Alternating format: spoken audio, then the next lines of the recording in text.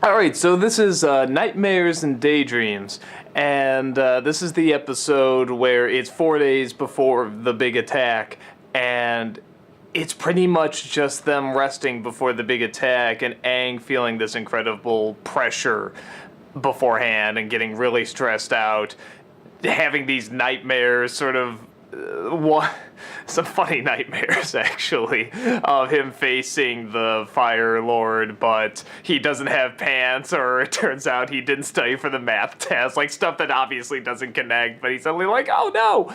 And it's him trying to deal with his stress and his pressure, and everyone else trying to help him out with it.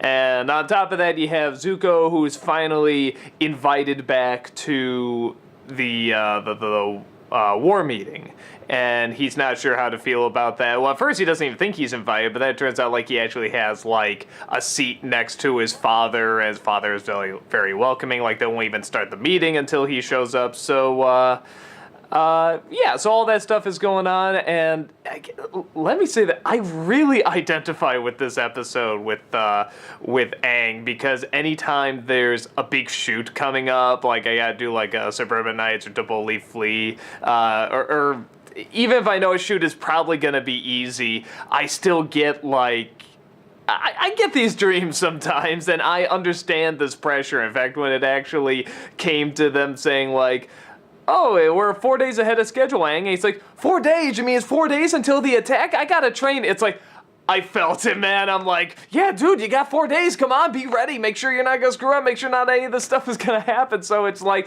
I really felt the pressure, and I thought that they got it really good.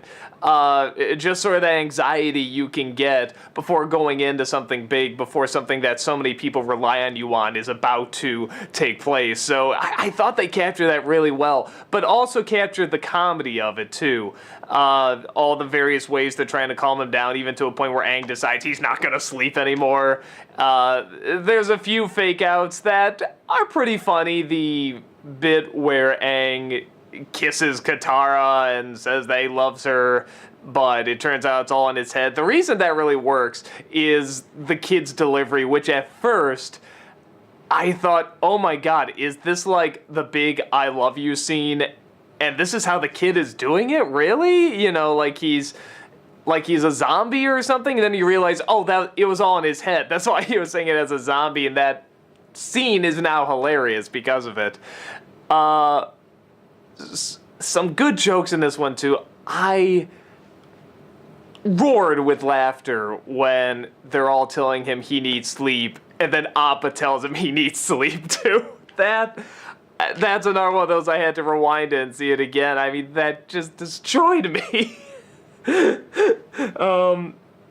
you know, what a great twist that would have been if it turns out Momo could talk this whole time. I mean, what a fucking twist that would be. I was actually kind of disappointed they didn't. Like I said, that's just one of the lesser characters in my opinion. It's like, wouldn't he become just infinitely fascinating if it turns out this whole time he could talk and he was keeping silent? So yeah, the comedy is good at it. Like I said, I think they capture the anxiety and the pressure really well. In the dream sequence, I think they're making fun of other animes or sort of paying homage to other animes. Am I right? It looks like the first one might be Dragon Ball, and then the second might be Naruto, and the last one I have no clue. I could be wrong. I don't know. I'm not huge into anime, but I think that's what they were going for. Which is fine. I'm sure it's like an homage or something like that. I don't think it was like a mean-spirited, yeah, take this. So if that's even what they're doing, I'm not sure. It looks like they were directly targeting something, but I'm not entirely sure that's what it is.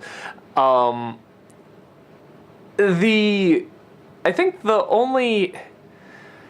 I mean, it's kind of a major problem, and it's a decent enough episode, but I was sort of watching this, and again, I'm saying, wow, they're getting this really good, how he's trying to calm down, but he can't. If anything, he feels he has to try harder, and because he's still having nightmares, he feels he's not good enough, so he has to try harder and harder, and that at the very end, he just needed the support of his friends. You know, it's fair enough, nice enough, but somewhere like in the third act, it sort of just gives up doing anything and just shows the dream. It's like that one god-awful episode of The Sopranos years ago where I think about halfway through, or again, maybe at the beginning of the third act, it was just, hey, here's his dream, and nothing else, and there's no real insight anymore, and there's no connection to plot, and there's not really even that much character. It's just zaniness, it's just surrealism, and for a guy who loves that stuff, for a guy who loves,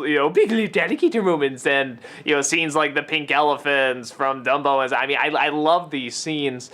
This didn't grab me. I thought it was just so not connecting to anything and just being goofy for the sake of being goofy, and maybe that's fine for some people. Maybe it's like, hey, we just needed a goofy episode, we just needed something really silly. This seems very much like those anime episodes where they do go all out goofy and all out strange and weird. Those they don't grab me that much. And it's not the whole episode, like I said, it's only like the last third, and even then it does come back at the very end to the story. But I was saying to myself, oh boy, couldn't they have... There's so much going on in this show, couldn't they develop a little something else in this time? Like, couldn't they show maybe a little bit more of Zuko, or even Zuko, it seems like 3 episodes ago, we know what his thing is. We know that, hey, he thought he was going to have his honor restored and feel good, and he doesn't. Why? Because he didn't do the right thing.